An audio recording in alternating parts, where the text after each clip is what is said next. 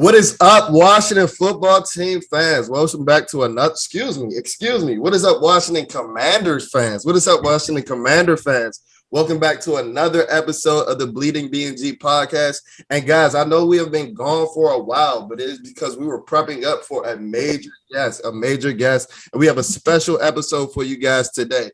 So guys, I just want to introduce ABC News anchor, a Washington Commanders insider, and my guy, just an overall good dude, Mr. Lake Lewis. How you doing today, sir? What's going on, my friend? Appreciate you having me on again. No problem. I was telling everybody was hitting me up on the Twitter pages like, dude, you haven't posted in like 2 weeks. What's going on? I'm like, we got something real special for you guys. Hold on. So I believe that your appearance is living up to the hype because, hey, man, everything Washington Commanders, it seems like it runs through you. So how you doing? How you been? I'm good, man. Just busy getting this anchor work in down here, ABC. And yeah, man, I do the morning show from 6 to 7. Then I got to do Good Morning Americas twice. And I got to do noon. Mm-hmm. I have to come in here at 3 a.m. So it's times have changed as far as my sleeping pattern. But I'm good, man. I'm excited. Hey, man, I know the grind doesn't stop for you. And actually, one of the last times that we talked, I think the team was actually still called the Washington football team. I stumbled in the opening, but I haven't really talked to you since 2/22. So What are your thoughts on like the name, the rebrand? What are your thoughts on just everything Washington Commanders? Man, I got to tell you, and I'll try to stay positive and all that stuff, but it just doesn't ring, man. It just doesn't ring. I like what you guys are doing. Some of the fans are, putting Commander before their name and all that. That's catchy and all, but it's just going to take some time to get used to. As far as like the uniforms and all that stuff, I just felt like they could have been better. You had 2 years to get them. They're better than what they had. I will say that. Okay. But it just doesn't seem, I don't see a uniform out of the three that they showed so far that has a signature look for the team. It just looks like, different colors they're pairing together, and maybe if you mix and match them, maybe one grows out of it. But it just doesn't seem like it has any life to the uniform, so to speak. Okay. I kind of get you. Well, I am a huge advocate for the white uniform myself and I think that's because people have been bashing it so much. I've been feeling like I feel like I have to defend it because it's very different. And, I like different. Well, look, if you put the burgundy pants on that white uniform, mm-hmm. First and foremost, let me say this, Jalen. Mm-hmm. The helmet is fire. The helmet is right up there with some of the best in the league. Mm-hmm. But from the neck down, it leaves a lot to be desired, right? I can agree. So what was your just opinion on just the entire rollout? Like, to me, I think that, it was somewhat anticlimactic. They had the Making the Brand videos for about, 18 months. Our buddy Rio Robinson was in them, starring in them and things like that. Mm-hmm. And then for them to, be at FedEx Field, and, I love Doug Williams with all my heart. He was the first Washington football team player or Washington Redskin that I was told about through stories and things like that. But for him to just for Jason Wright to turn to him and then him to put his arm around out and he was like, we're the Commanders. Like, that was no video. Like, what did you think about that rollout? That was horrible. I mean, let's just call it like it is. Doug's my dude too, but I didn't like the fact that Jason deferred to him to do that. Absolutely. I didn't like that at all. And so for me, I just look at the whole rollout just looked very. Honestly, Jalen, man, like, I don't, I try not to say these things. Absolutely. Let's call it like it is. They're going through legal situations right now with lawsuits and things like that. And it showed as far as the branding. It showed that they cut some corners financially. But they were a little distracted, right? Absolutely. You can see it because when the Titans rolled out their uniforms, when the Lions recently rolled out theirs, the Dolphins, it wasn't a lot of major changes to the look of the uniform, but they were upgrades, modernized. This just looks like it was a last second thing where they threw the date at us, and then all of a sudden you knew on the 23rd or whatever it was, or the 3rd or whatever, you knew once it came out, there was no turning back. But it just seems like there's no way that those are the uniforms that you come up with in 2 years. When I saw fans, doing their own renditions of uniforms online, and them things were fire. Mm-hmm. So to turn around and see a professional organization that's got money, boatloads of it, put out that product, it told me that they didn't put a lot of money into this marketing. There's no way they did. Absolutely. Absolutely. I agree 100%. So before we delve too much into the future, I do want to look back into the past. And I want to ask you, what was your honest assessment of the team in the 2021 season, this past season? I mean, when the season was over, I had to take a good look at them and see, where were they? Mm-hmm. They're a team with a lot of talent, young talent. They just don't have it at the position they need it at to really take them over the next, over the hump. I thought Taylor Heineke played well. He shows that he can be a professional quarterback. He is a professional quarterback, but he's not a guy that's going to lead you to the promised land. They don't have that on the roster. So with that being said, they won the same amount of games they won the previous year. Obviously, they had one more game, but they still did the same thing. So they didn't necessarily go backwards. And then when you factor in the COVID, amount of COVID related games that weren't played because of that outbreak, and then the injuries again, you have to kind of say, okay, they didn't fold up camp and, quit. They still played. But you can clearly see that there's some moves that are some head scratchers that, to me, goes back to coaching. And how are you utilizing your players? Is Terry McLaurin only a kind of guy that can go over the middle when we see him making great catches down the field? Mm-hmm. It's almost like, you watch them and they had things dictated to them. There's a stout defense. You go back to the first game of the year, and we were all there, and they're playing the Chargers, and it just seemed like you guys in the crowd, we could hear it in the press box. In the crowd, the first series when the defense came out, I haven't heard FedEx Field that loud in a long time. Yeah, I remember. Very first play, Chargers get like 25, 30 yards. So it was almost like, is this going to be the year? But it just seemed like the talent's there, but they just weren't being maximized and put in the right positions. And that's when you have to start looking at coaching at this point. Absolutely. Absolutely. And over the talk of the all season, we've heard from multiple outlets, whether it was coming from the team itself or other reporters and things of that nature, that we're really looking to take a big swing at the quarterback position. And I think I got a gist of what you're about to say, but I do want to ask you, do you think that this team is just a quarterback away? Do you think they're a quarterback away from, let's say, Super Bowl contention or deep playoff contention? I think they're a quarterback away from definitely being a playoff contender. As far as a Super Bowl contender, why not? I mean, look at what the Rams did overnight. They went out and got themselves a veteran proven quarterback in Matt Stafford. They just won a Super Bowl. The Buccaneers the year before went out and got themselves a veteran. I mean, they got the GOAT. That's a whole nother story, but still they won a Super Bowl.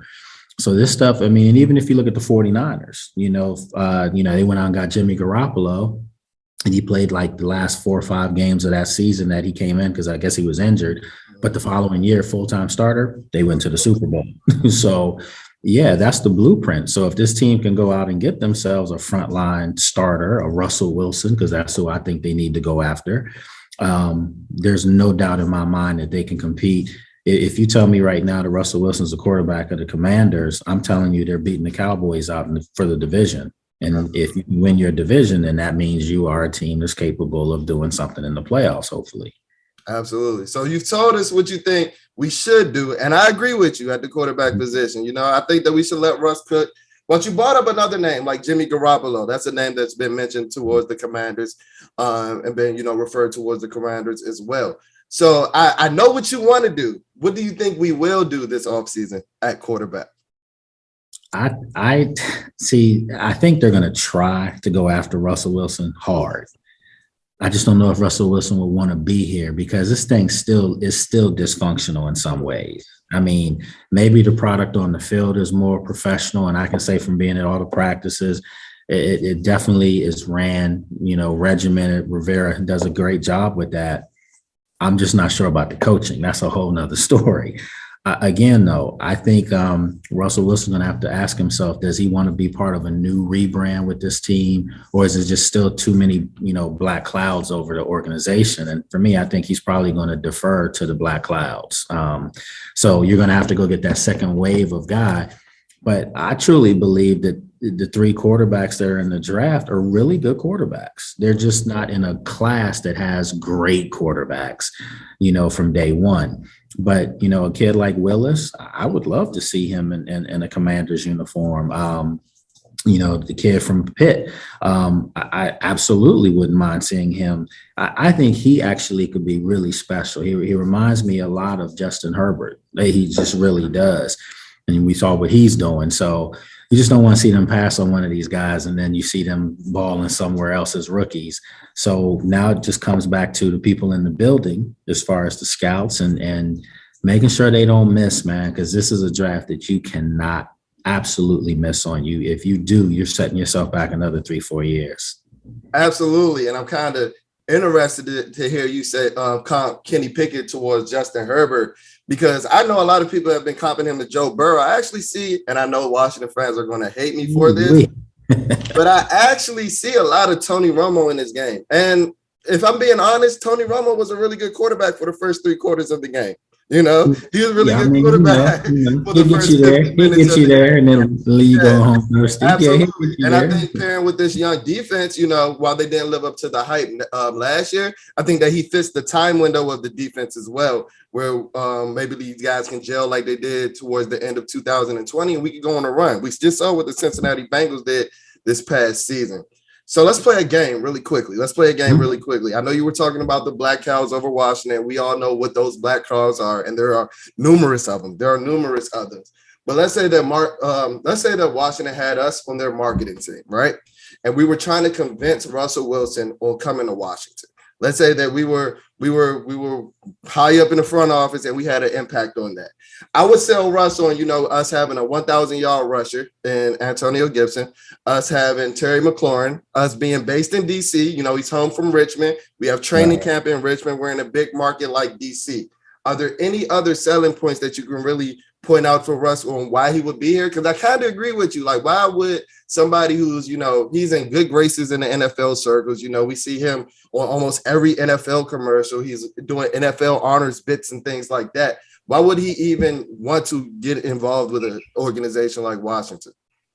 I would say that I think that, there's several selling points. For one, you have the, Black community is one. Absolutely. I mean, this is Mecca. I mean, that's the way it is for us back home. Mm-hmm. So he wouldn't be, out of place. I'm not saying he didn't have that in Seattle because there's a large Black population there too, but it's nothing like DC. It's just nothing like it. The other factor of it too is that, he's not far from there. He's far where he's from, Richmond kid, whatever. Think about the fanfare and training camp in Richmond with him being there. They would make all their money back somehow, some way.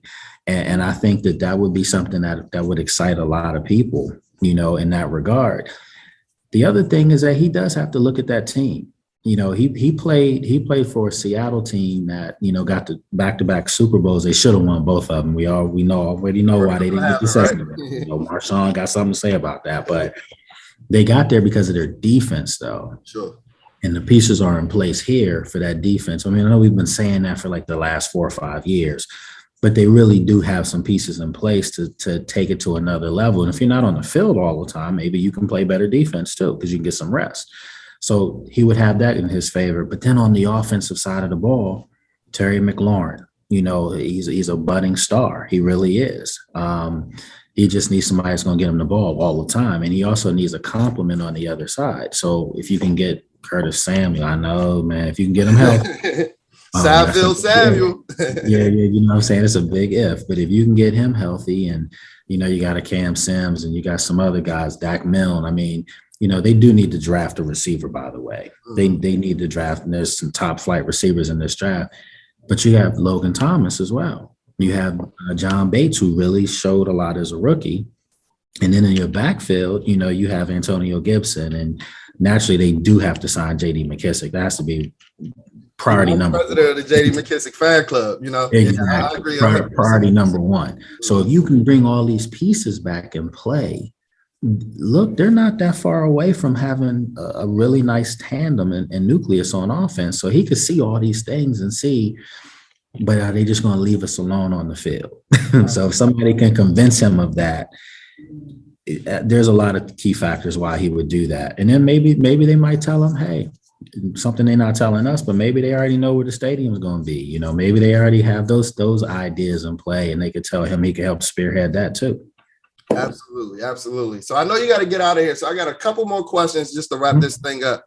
So really quickly, with the big three, Aaron Rodgers, Russell Wilson, and Deshaun Watson, you're going to have to acquire them via trade.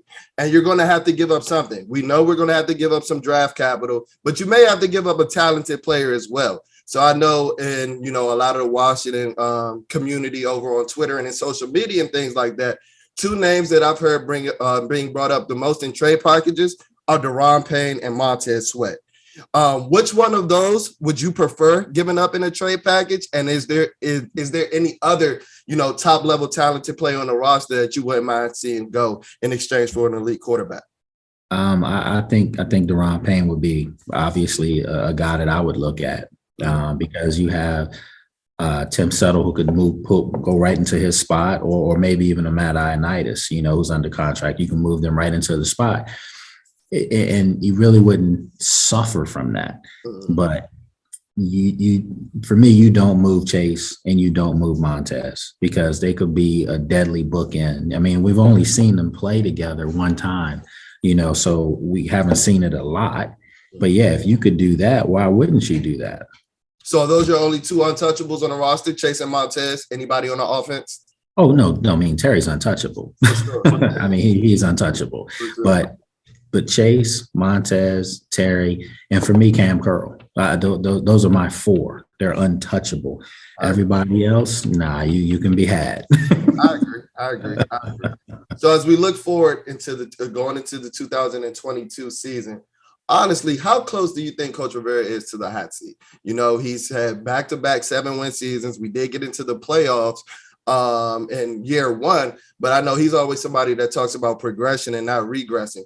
So going into 2022, we didn't necessarily, progress this past season. How close do you think he is to that steaming hot seat going into the season? I think he's got to win more than 7 games this year for sure. If you don't, you're in trouble. And because this is an unforgiving fan base, sure. You have a new name, but the loyalties are still deep. And if you're not getting it done, you're going to hear about it. And especially when you came in as if you had all the answers. And I always remind people that Ron Rivera is a likable guy. He's definitely a person that preaches professionalism in his approach. He's answered all our questions from the media.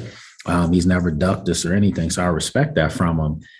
But if you look at the body of work, 3 winning seasons in 11 years, that gets a lot of people a new line of work. Let's just call it like it is. Absolutely. And so for him to be here for 3 years, and this matches the most amount of winning seasons he's ever had. Keep in mind, he won the division here. They didn't have a winning season. So he's got to produce this year. And he keeps saying he's been trying to show them how to do things the right way. Well, when you haven't had a lot of winning seasons, what really is the right way? Are you basing it off that 1 year, 15-1 with Carolina, right, when Cam Newton was the MVP of the league? He rode his hand. So I don't know what they're basing it off of. I mean, he did have success as a player. He won a Super Bowl with the Bears in '86. So he has seen winning. Trust me, he has. But I just feel like right now he's made some decisions that are head scratchers. I mean, you bringing in Ryan Fitzpatrick last year, and you thought he was going to be the guy that took you over the hump. That was disrespectful to even think that he could be an Alex Smith. Alex Smith is a fringe Hall of Fame quarterback. If you look at his numbers and what he did, Ryan Fitzpatrick is a career backup. Right. So you put all your eggs in a basket with him, and then you're bringing guys from your old stop in Carolina where they weren't winning. So I just feel like he's made some decisions that are a little odd. And, like I said, they better get their draft right. And they picked Chase Young, number 2, over all these quarterbacks when they needed a quarterback. I understand Chase is a dynamic player, and I still think it was the right decision to make to draft him. Mm-hmm. But you see how that's working out at this very moment. Right. You know, he was defensive player of the year, you know, as a rookie. I get all that. But Jalen, come on, man. You see Justin Herbert doing what he's doing, and you see all these other quarterbacks out Help there. to think, what if, right? Come on, man. Absolutely. And I agree with you 100%. One thing that you've mentioned that kind of irks me is he always refers back to Carolina. And like you just said, is he was basically gift wrapped that 15-1 season, and he was gift wrapped Cam. He walked into having the number one pick. That's not what you're going to have here. That's not an equal parallel. And, you know, we don't see it. Happened in the Super Bowl, though. Think about that. Absolutely. Yep. Absolutely. Yep. And then my last question to wrap things up. Well, there were a lot of players on Washington that didn't live up to the hype. We just mentioned one, Chase Young, the 2020 Defensive Rookie of the Year. And there were other players that just didn't perform up to par. So can you give me one player that'll bounce back for the 2022 season, whether that be coming back from injury, whether that be a step up in production or returning back to the player we know? Can you give me one player that you think that's going to bounce back for 2022? I want to say Chase. I really do, because I think that he's a guy that and I'm sorry, I just had somebody come in the studio. I don't think they noticed that I was doing this. So I'm walking as we do this. So I want to say Chase, because I think that he's the guy that really has to have that bounce back year. And I know it's hard to say that people do that when they have when they have that type of injury that he had, but we've seen guys come back from it. So for my money, I'm going to go Chase Young. Has a big bounce back year. I mean, all you have to do is get 4 or 5 sacks, and that's a bounce back, you know. But if I had to go like a little deeper to say a bounce back year, I mean, guys just didn't have the kind of quality seasons that I thought they would have. So maybe a Logan Thomas, because he was injured, and he's a guy that would have been a big part of the offense. I thought before the season started last year that he was a guy that, was a Pro Bowl caliber tight end, and he should have made the Pro Bowl the year before. And I went to Evan Ingram. We all know what that's about. But yeah, I probably would say Logan Thomas, and then maybe one more person. William Jackson. Took my answer late. Great minds think alike. Great minds think alike. Yeah. I mean, he has to bounce back, because he just, and in fairness to him, because people are like, man, he's terrible. He's weak. No. They had him playing something that he didn't play. He never played before. He played press man coverage in Cincinnati, and comes to Washington and they're playing soft zone. He's laid off guys 10 yards, and that's not his game, So hopefully this year they let him put his face mask up on people and press them, and we can see that bounce back season. Like I said, man, great minds think alike, because I agree with Chase 100%. I did want to dig a little deeper, but Chase is the one player that I still believe has generational talent. I was kind of down on him last season, but if I'm being honest with myself, he showed flashes early in his rookie year, and, he's just a physical freak. And if he can play up to the potential, he's the one guy that can turn your roster around, a la like a Nick Bosa did when he finally got to San Francisco and things like that. And then the William Jackson III, I agree 100%. They had him playing out of position last year. I was reading something where he was such a cornerstone for Cincinnati when he was there, when they were switching defensive coordinators. They were, one of the main things they were really looking at is, we need a coordinator that is an expert in playing press man coverage, and they play that because we're trying to build this defense around William Jackson III. So hopefully he can get some of that attention and some of that, leeway here in Washington, because I think if he's playing to, his scheme and his talents, I think he can be a really effective player. I was over there hollering last season that he was our best free agent signing, and I still think he has the potential to be. But that's it for our questions, man. I appreciate you so much. I appreciate you so much for everything you've done for me throughout, the last year. And I just wanted to take the time out to thank you for all the opportunities that you opened up for me. And thank you for joining this episode of the Bleeding BnG podcast. Well, listen, man, I just wanted to tell you and tell everybody out there too. I mean, I have a good opportunity here, but I'm also able to bring in people here, so we need to talk seriously. And I'm saying this on your show for people to see this. Because I got that opportunity now to do that. And, I got some other folks from down there, some familiar faces. My girl Janine Samuel's down here with me now.